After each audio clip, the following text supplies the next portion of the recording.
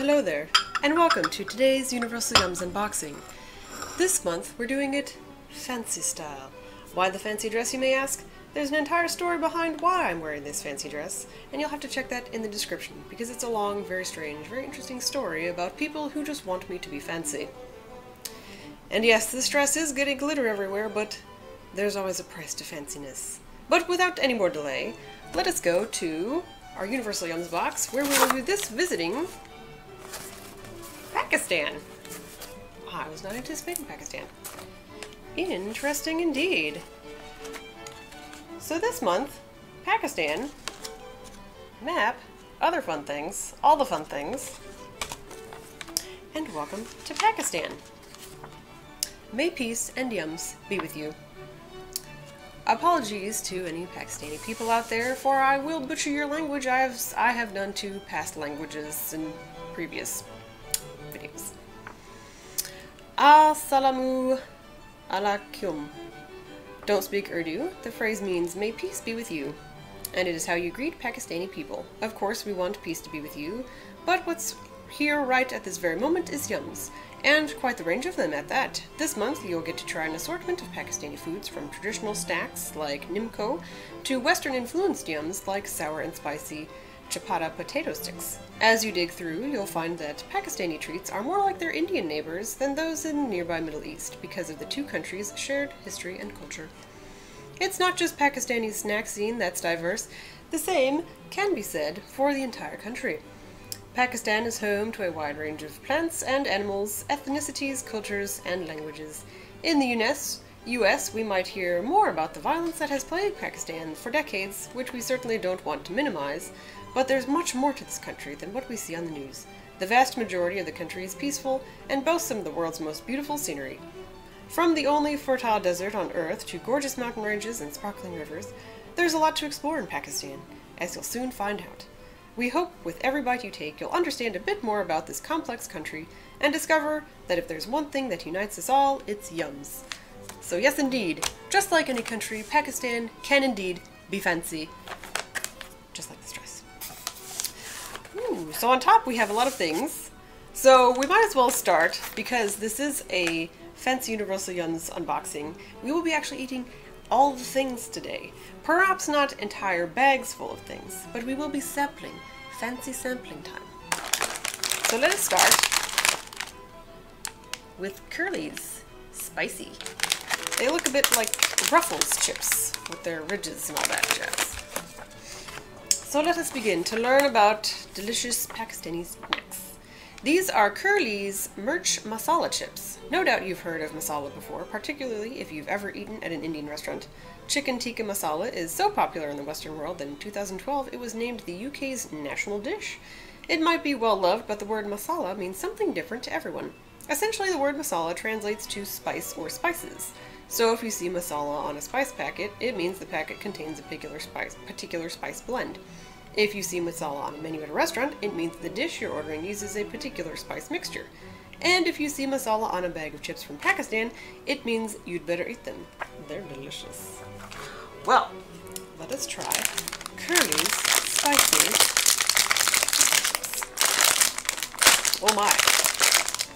Fancy people aren't used to opening bags that are difficult to open, but we've done it, because I'm still in the process of becoming full fancy. As usual, one must choose a very large, flavorful chip. There's one at the back here. I want this one. Oh yes, excellent choice. So yes, very similar to Ruffles, ridges style and whatnot.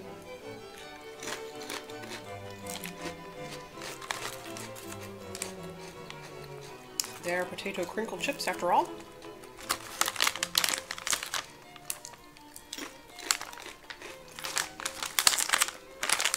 These are quite nice. They do have some spice to them, indeed. A little bit of heat. If you eat a whole bag, you may want a glass of milk, because it seems to be the kind of heat that not only tastes good, but does slowly build over time, because it is slowly getting hotter in my mouth. And I'm sure that heat would grow as I continue to eat these chips. But now that we've had a sampling, they are very good. So if you ever find yourself in the chance of having Kurleez spicy chips in your possession, by all means, eat some, because these are quite good. However, we must move on, for the fanciness must continue. And next, we have more snacky crunchy type things. And I'm going to absolutely ruin the name of this, I'm sure. So this bag is Nimco mix. In 1948, a young couple emigrated from New Delhi, India to Karachi, Pakistan. The husband, Haji Muhammad, I think that's a J? It's bumping into some letters beneath it, so I apologize if I get this wrong.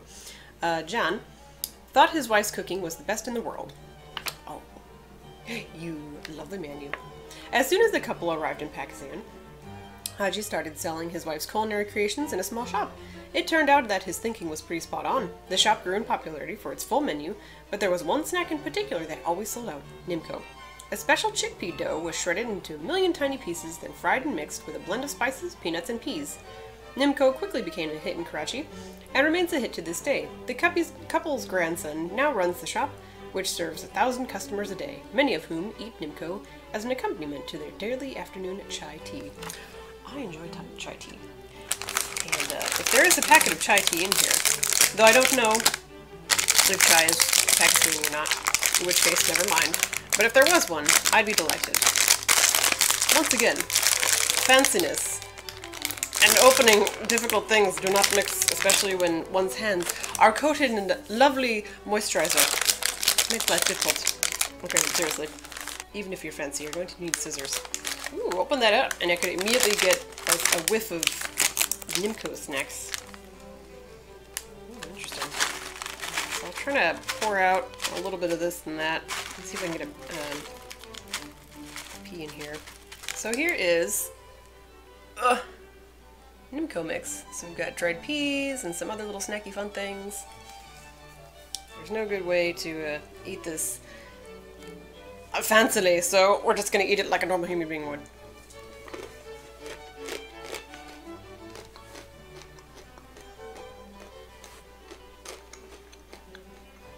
So we've got peanuts, crunchies,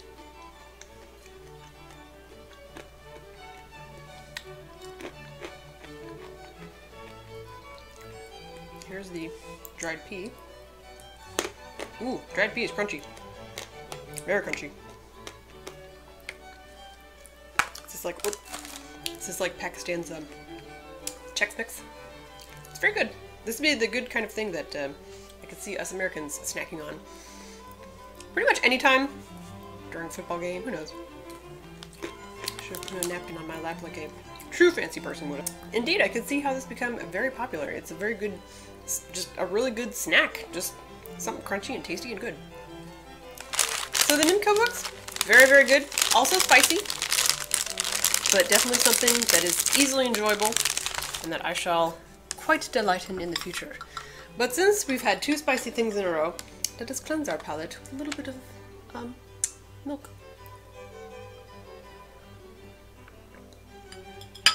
Alright.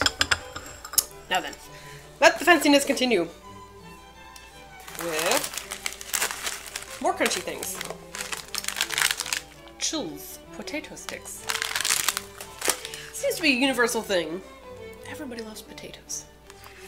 Snap them up, make them nice and crunchy. Fancy. These are Chillz Chapata potato sticks.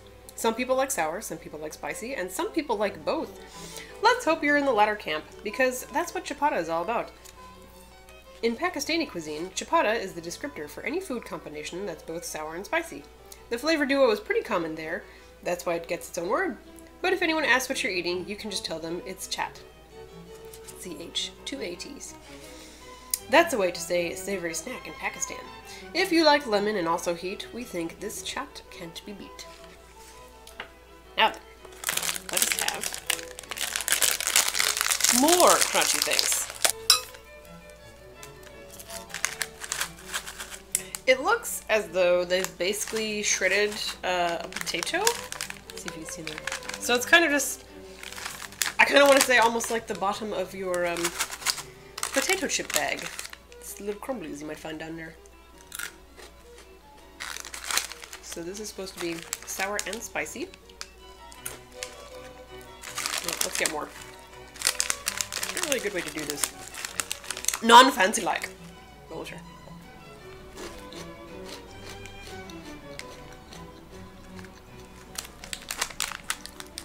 Indeed. There is the sour. It's kind of just an all-encompassing, just to pucker up a little bit sort of flavor. And then the spice just kind of right around that.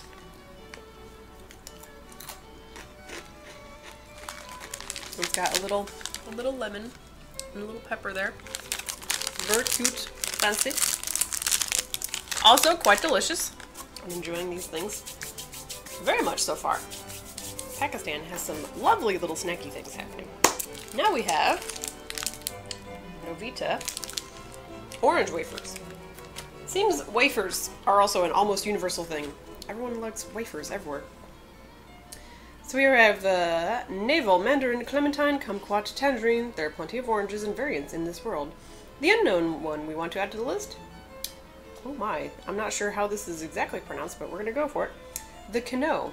Kanos only grow in Pakistan and India, and they're known for being exceptionally seedy. Fortunately, all the seeds have been removed from this delightfully different orangey wafer so that you can indulge without worry. So it sounds as though as it is some type of orange that myself and probably you have never had before. And as usual, we must fight to open the package. Oh, but it works out because they're laying side by side instead of long ways. And of course crumblies, but that's okay, it'll just mix in with the glitter from the dress. And there's a box here, so it's alright. So here is our lovely wafer. Orangey, delicious. More fancy than snacks in bags. You can smell the orange. It's very nice. It's quite good.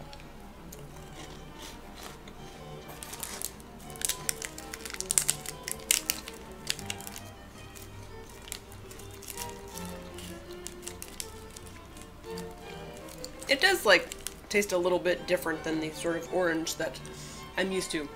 It's really hard to describe how though, because it's primarily orange, but then it's got this little bit of, I don't know, je ne sais quoi in there that makes it unique.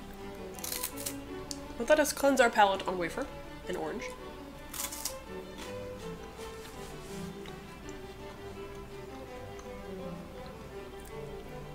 And I'm not usually into wafer cookie type things. However, this I very much enjoy. Are you enjoying being a fancy dog?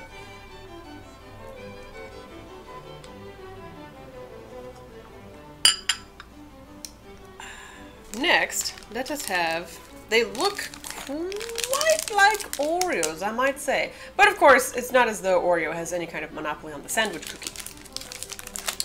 Goodness knows, we see plenty of very similar cookies at the store. But these are Rite Lemon Cookies. Oh, well, it seems Universal Yums has beaten me to it. Sorry, Rite Cookies, but we just have to say it. You're an Oreo copycat. A cookie sandwich with cream in the middle. We're on to you. Despite the Rite Cookies' outward appearance, there are actually 3 things that make it different from the original. First, the Rite Cookie sandwiches are made with dark chocolate, giving them a more bitter flavor than Oreos. Second, there's a thin layer of lemon cream filling between the cookies, creating a unique flavor combo. Third, instead of Oreos, Rite Cookies are a staple in Pakistani households, with parents giving them to children as an after-school snack. So, in essence, one might just think of it as Rite Cookies are Pakistan's Oreo cookies.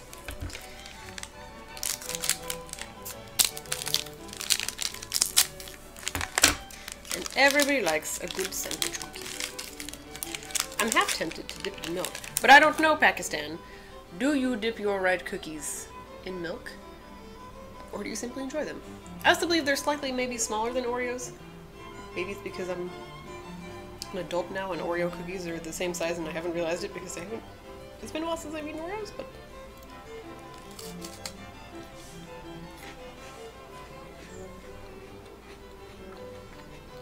The lemon flavoring is almost kind of an orange, which is interesting.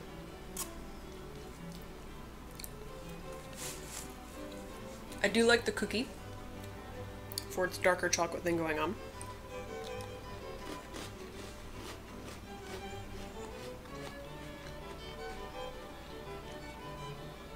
The lemon, it's not the sweet candied lemon. This is more on the tart side, which makes for a very interesting combination overall of a dark chocolate cookie and lemon cream. It's quite nice. It's very good. Quite enjoyable. I do have 2 packets in here. I may actually try it with milk. I don't know if that's a thing. There doesn't seem to be any recommendation. Shall we try it? Shall we be fancy and dip our cookies in milk? I don't know if that qualifies as being fancy or not, but we're going to do it anyway. So get ready. If this is sacrilege in Pakistan, I apologize. But come, we must all learn to try new things. Otherwise, what is life? And why bother with it if we only sit and do the same thing over and over again?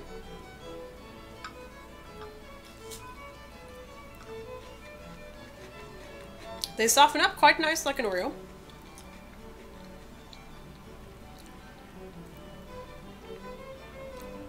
Not bad. However, the lemon, it's hard to say. It's not bad with the milk, but it's just not the ideal combination that one might try. There are a great deal of things in here, it seems like. Seems like more than normal, but maybe that's just me. Let us try now, next, some no, is it an R or a B? Biscotti cookies. Very fancy. They're actually Zeera cookies on here. Oh, interesting. Cumin is a spice that you can go into your spice cupboard and grab right now. And so can most people in the world. With its tinge of smoky flavor, you might use it to make chili, but it's also a key ingredient in some of the most famous dishes around the world, from Indian curry to Mexican fajitas to Israeli falafel. One place you've probably never imagined it, in a cookie. True. In Pakistan, Zeera cookies are a popular treat to accompany tea. They're also believed to have health benefits, especially in aiding digestion and losing weight. Although we feel like putting spice in a cookie probably counteracts that. Indeed. Losing weight, eat a cookie. However, we shall try it. I don't even know why I bother. Let's be honest, friends. I'm too fancy to open these by hand anymore. I must use sharp objects, such as scissors. So these are essentially cumin cookies. It looks like any basic common cookie you might find at the supermarket. Can smell the cumin right away. Got it right up to my nose and was like, there it is. It's light and in sort of a butter cookie type texture. I'm trying to not smell it and let it influence me, but oddly enough, it works somehow. I wouldn't have ever imagined putting cumin in a cookie. However, and as strong as it is when you eat it right into your nose,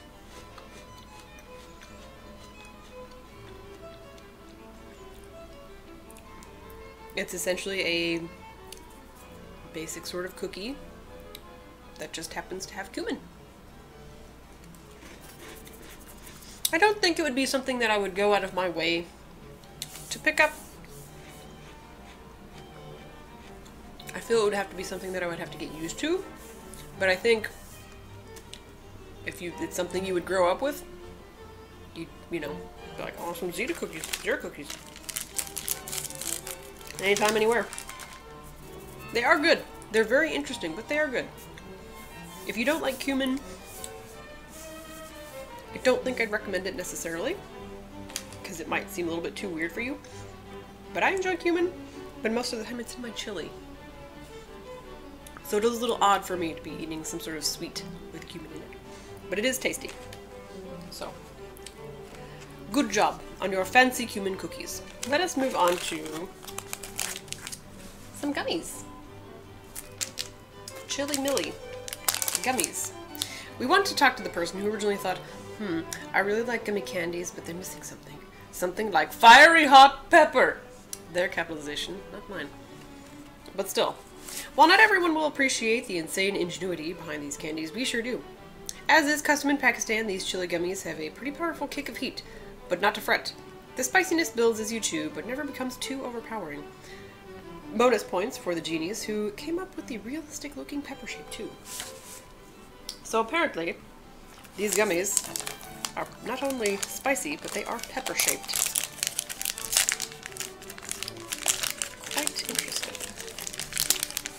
Let's try and find one that's not glued to his friend. It is possible they may have melted a little bit in transit, because I don't know about you, but these aren't exactly realistic looking pepper shapes. But that's okay. They are a little smashed. I'm trying to figure out if there's supposed to be a smiley face on there, or if it's just something that happened on the way here. However, let us try Spicy Gummy.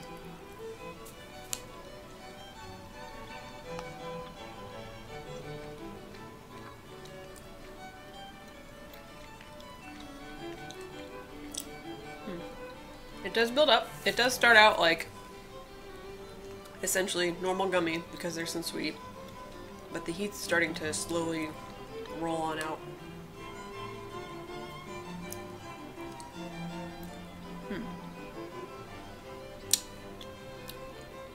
Another one of the sort that fall under the oh so common phrase of interesting. I do think they melted. They're little oh, they look like they're little... I honestly don't know if you'll be able to see this, but we can try. Let's see if it'll focus. It might not. But they have like little faces on them. Like the little guys on the package. So there is a smiley face and there's a little guy. A little hat. This vaguely reminds me of the dipping candy from Mexico that I was not into because it was... you were dipping it into chili-like sort of powder, and it was a cucumber thing. But this is better because the two flavors aren't so abrupt and so opposite. The heat is in the gummy, which still, for the most part, does taste like a gummy. It's another thing that, as you kept eating, your nose might start to water and you would need some milk. So I think 2 will be enough. But if you do like the interesting combo of sweet and spicy and gummies, that would be an excellent way to go.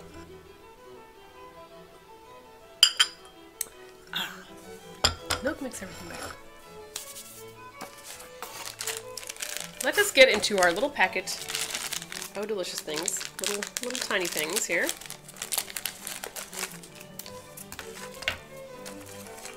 The first one I've pulled out is a Blackcurrant Candy.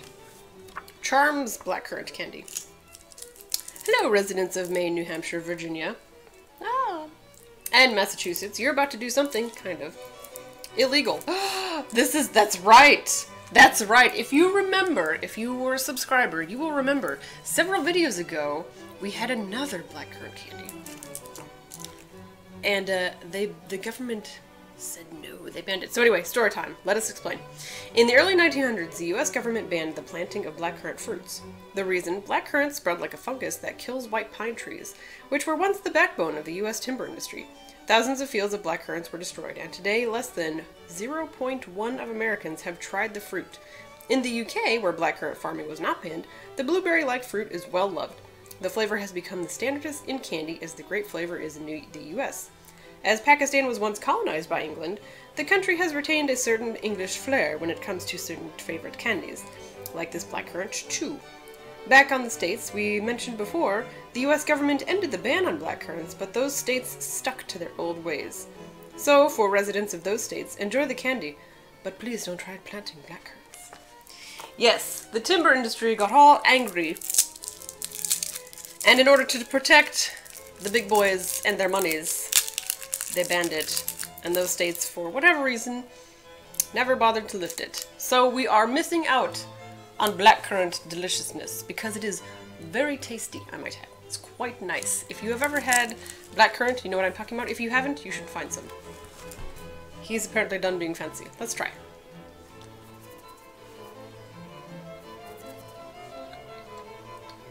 It's like those sugar-covered gummies you can buy in bags at various grocery stores.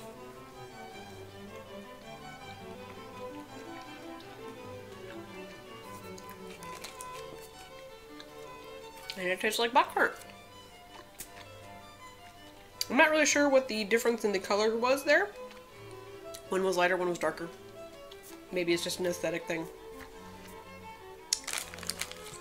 That's basically it. A blackcurrant gummy sort of thing. He's back. Hi there. Would you like to be fancy?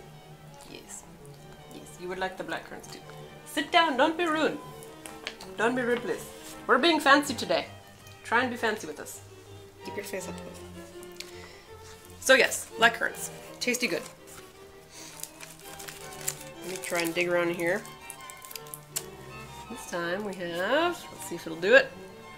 Focus. Oh, it's kind of shiny. But this is Milk Toffee Chews. The UK chocolate company Cadbury, oh, don't get me started on Cadbury and how delicious it is the most popular chocolate brand in Pakistan. No surprise, due to former British ties to the country. And also it's delicious, let's be honest. But when it comes to candy, there's a player that beats the iconic English brand, Candyland, not the game. The Pakistani company, which started in 1988 on a small 1-acre plot, produces the best-selling candies across Pakistan. These toffee chews, with their rich caramel shell and sweet milk filling, are mainstays. The sweets have become so popular in Pakistan that Candyland has to extend their operations to 8 acres. Mmm. Tasty delicious. So it just looks like, you know, your basic little caramely candy type thing. Oh, perhaps I should have bitten it in half. Let's be honest, it would probably look like white creaminess inside.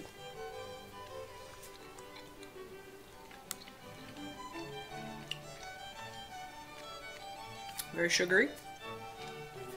Toffee. A little bit of that kind of candy, sugary milk flavor going on. Just a basic, nice candy chew. Quite lovely. Easy to see why it's popular. It's small, snackable, and tasty. Also understandable why they would have to expand, because I could see that getting popular quick. People just nom on them all day long. And the last, I believe, candy I have in my little packet, because I have several of each type that I may enjoy later, is a juicer. So this is Juicer's Lychee Candy. I don't think I've ever had lychee. South Punjab, Pakistan, has always been a fruitful land. People began settling there in 2600 BC, attracted to the fertile plains and 4 major rivers that flow through them. The weather is extreme, but an extensive irrigation network makes Punjab a major agricultural hub even today. Fruits blossom throughout: oranges, mangoes, guavas, pears, and lychee. Punjab is, in fact, the only place where lychees grow in Pakistan, and we're eternally grateful for the good fortune. These fruits strike the perfect balance between sour, sweet, and floral, and this candy nails all the unique elements in one tiny bite. The fact that it's called Juicers leads me to believe that there might be some juiciness inside, similar to a gusher. So, oh, I wonder if it's a sucky candy. It feels like it might be soft. So it's kind of sort of got this, I don't know if you can see the kind of darker splotch on the inside there, where I'm sure the juiciness is. But it's just your basic pink candy. It is a little hard, so give me a moment. The flavor is interesting.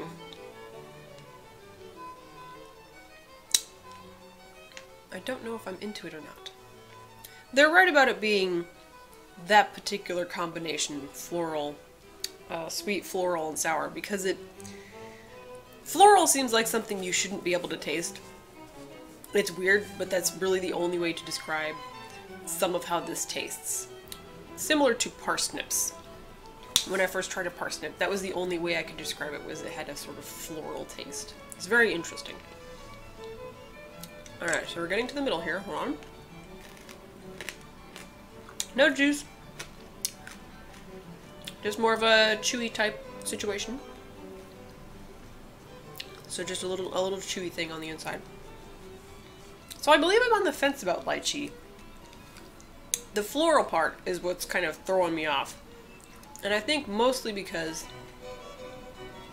I associate floral things not with food. More like just scents in particular.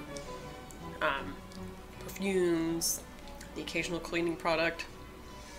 So this one's a little, I believe it would be something I would have to try in different situations and get used to. So the Lychee Candy, while very pretty, and I'm sure enjoyed by many, many people, not quite my bag yet. Now that we've had that, I believe we are at the end with our final thing, and of course, it would be the Sonnet Chocolate Bar. So, when it's winter, for only 2 months in Pakistan, the weather outside averages around 77 degrees Fahrenheit. There aren't any problems with that per se, unless you like chocolate in solid form. Fortunately, the Pakistani chocolatiers who work for Candyland, there they are again, created a chocolate bar that's meant to withstand higher temperatures without sacrificing taste. The peanut and fudge center of the Sonnet bar softens as temperatures rise, making it the perfect ooey gooey treat for the end of summer. So let us take a quick sip of milk. Clear the palate a little bit. I don't believe anyone's ever really used milk as a palate cleansing sort of thing, but hey, we're doing what we can in our fancy dress and things and dogs, and I'm still continuing to be an idiot, despite the fact that there's a little tear here thing. Oh, but it's too high. Wait, hold on.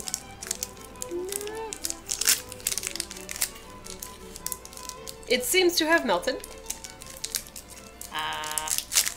In transit, I assume, similar to the gummies. Wait a moment. Candy bar, you are defeating my attempt at being fancy. Okay, so it did melt. Obviously, a little bit. So we're just gonna kind of, we're just gonna wing it. Kind of.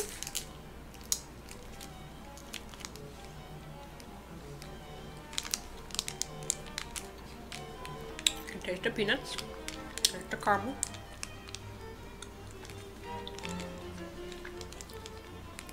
The chocolate itself around is thin, mellow. To be honest, Cadbury would beat it hands down any day of the week. But the bar itself is a decent snack. And I'm sure it's much lovelier when it hasn't oozed its way out of itself and made a giant mess of things. I'm going to need more milk, I think. And thus we've come to the end of our Pakistani spread of snackies and goodies and deliciousness. So we shall move on to the clue for next month's box, which will probably not be a fancy. It'll be back to normal with me being less than fancy. However, here we are, clue to next month's box. Do you like chocolate? Waffles? How about fries? Then joining us next month would be very, very wise. You might know this place best for its tiny statue of a boy, but soon the association will be taste buds jumping for joy. A tiny statue of a boy. That doesn't sound familiar in any fashion. Wait. I think I know. Chocolate waffles and fries, and a tiny statue of a boy. In the Netherlands, was it a boy who helped plug a wall? There's an old story of some kind. It's been a very long time since I've thought of this story, but it's just an older story where there was a dam and a boy managed to stop a leak in the dam in time enough for the town to fix the wall to save the town. But I don't remember if it actually was a boy, if that's even correct, or where it was. But somewhere up in the Netherlands, I think, if my assumption is correct.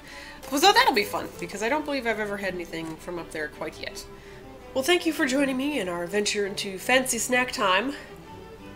I hope you enjoyed yourself, and I hope you enjoyed watching me enjoy all these fancy snacks from Pakistan. Thank you, Pakistan, for making such delicious things. I will enjoy many of them later because I've just eaten a few and then folded them up neatly so I can enjoy them at a later time. And until then, I will see you next month. Toodles!